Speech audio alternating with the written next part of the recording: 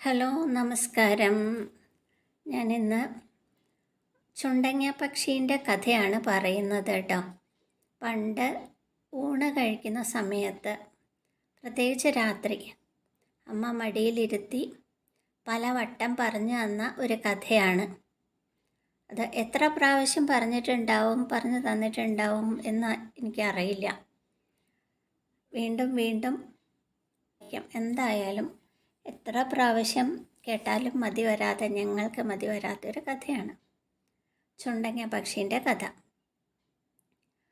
ചുണ്ടങ്ങ പക്ഷി ഇളവയിലും കാഞ്ഞ് അങ്ങനെ മരത്തിൻ്റെ മുകളിലിരിക്കുകയായിരുന്നേ. അപ്പോൾ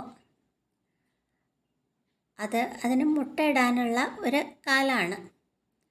അപ്പം അതിൽ കൂടെ ഒരു പപ്പടച്ചോട്ടുകാരൻ അതാ പോന്നു. കുറേ കെട്ട് പപ്പടം തലയിൽ വെച്ച് കച്ചവടത്തിന് പോവുമായിരുന്നു. അപ്പം ചുണ്ടങ്ങ പക്ഷി വിളിച്ച് പറഞ്ഞു, ഒരു കെട്ട് പപ്പടം തരുമോ? ഒരു കെട്ട് പപ്പടം തന്നാൽ ഞാൻ ഇപ്പം പേറും എന്ന് പറഞ്ഞു. ഞാനിപ്പം പ്രസവിക്കും, ഞാനിപ്പം മുട്ടയിടും എന്നാണ് ഉദ്ദേശിക്കുന്നത്. അപ്പം അത് പപ്പടച്ചോട്ടുകാരൻ കേട്ടു. അയാൾ 4 പപ്പടം എടുത്ത് കിളിക്ക് കൊടുത്തു. കിളി അത് കഞ്ഞിക്ക് ചുട്ടുകൂട്ടി.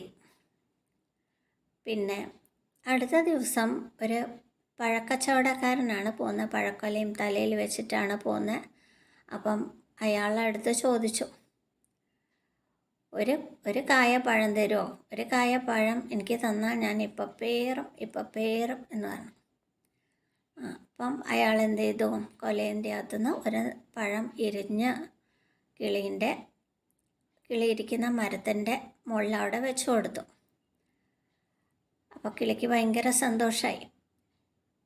അങ്ങനെ കിളി 2-3 ദിവസത്തിനുള്ളിൽ മുട്ടയിട്ടു. പിന്നെ കുറച്ച് ദിവസം കഴിയുമ്പോഴത്തേക്ക് നല്ല ഭംഗിയുള്ള മുട്ട വിരിഞ്ഞ് നല്ല ഭംഗിയുള്ള കുട്ടികളുണ്ടായി. അങ്ങനെ അവർ നല്ല സുഖമായിട്ട് ജീവിച്ചു എന്നൊക്കെയാണ് അമ്മ പറഞ്ഞു തരാറുള്ള കഥ. ഇത് കേൾക്കുന്ന സമയത്ത് എൻ്റെ മനസ്സിൽ വീടിൻ്റെ തെക്ക് ഭാഗത്തുള്ള മരത്തിൻ്റെ മുകളിൽ ആ കിളി ഉണ്ടെന്നും അതിലൂടെ ആ മുറ്റത്ത് കൂടെ പപ്പടച്ചോട്ടുകാരനും പഴക്കൊലയും കൊണ്ടുപോകുന്ന ആൾക്കാരെയൊക്കെ വിഭാവനം ചെയ്യാറുണ്ട്, സങ്കല്പിക്കാറുണ്ട്. എന്ത് രസമായിരുന്നു ഒരു കഥ അങ്ങോട്ട് പറയുമ്പം. ടെലിവിഷനിൽ കാണുന്നത് പോലെ മനസ്സിൽ കാണുകയാണ് സംഭവം. ഇപ്പോഴും അന്ന് കണ്ട അതേ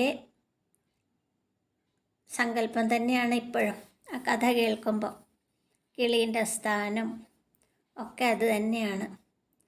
ഇപ്പോഴുള്ള പല കുട്ടികൾക്കും ഈ കഥേൻ്റെ രസം നഷ്ടപ്പെട്ടിരിക്കുകയാണ്. കാരണം അവർക്ക് കഥ കേൾക്കണ്ട, പറഞ്ഞു കൊടുക്കാൻ ആർക്കും സമയമില്ല.